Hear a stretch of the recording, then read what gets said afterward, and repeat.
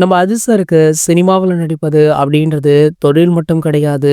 Bike ஓட்டுவது, car ஓட்டுவது, car ரேஸ்களில் கலந்து கொள்வது, துப்பாக்கி சுடும் போட்டி, ரிமோட் ஹெலிகாப்டர் அப்படின்னு அவருக்கு பிடித்தமான பல விஷயங்கள் இருக்கு. முதல் படமான அமராவதியில் அவர் கேட்ட 40,000 சம்பளம் கூட சொந்தமாக ஒரு பைக் வாங்கத்தானாம். பைக், கார் இவை ரெண்டின் மீதும் அதிர்ஷ்டருக்கு அதீத காதல் இன்னுமுமே குறையல. கடந்த 2 வருடங்களாக நம்ம அதிர்ஷ்டர் கார் ரேஸ்ல தொடர்ந்து கலந்து கொண்டிருக்காரு. துபாயில துவங்கிய கார் ரேஸ் இப்போ ஐரோப்பிய நாடுகள்ல மிக பிரம்மாண்டமாக நடந்துட்டு இருக்கு. ஒரு பக்கம் அதிர்ஷ்டர் தன்னுடைய சம்பளத்தை 180 கோடியாக உயர்த்தி விட்டார். விடாமுயற்சிக்கு அவர் வாங்கிய சம்பளம் 100 கோடி மட்டுமே. குட் பேட் அக்லி திரைப்படத்திற்கு கிட்டத்தட்ட 180 கோடி வாங்கி உள்ளார் அப்படின்னு ஒரு டாக் சோஷியல் மீடியாக்கள்ல அதிகமாக இருக்கு. அதுவுமே அதிர்ஷ்டருடைய அடுத்த திரைப்படத்தை ஆதிக் ரவிச்சந்திரன் தான் இயக்கிறார் அப்படின்னு உறுதி செய்யப்பட்டது. ஆனால் இன்னமுமே என் ஷூட்டிங் ஸ்டார்ட் ஆகல. மேலும் பாத்தீங்கன்னா அதிர்ஷ்டர் இப்போ 250 கோடி சம்பளம் கேட்கிறார் அப்படின்ற ஒரு தகவல் வைரலாக ஆரம்பிச்சது. இந்த நிலையில பாத்தீங்கன்னா இந்த தகவலை அதிர்ஷ்டருடைய தரப்பு முற்றிலுமாக மறுத்திருக்காங்க. இவ்வளவு சம்பளத்திற்கெல்லாம் நான் ஆசைப்படல.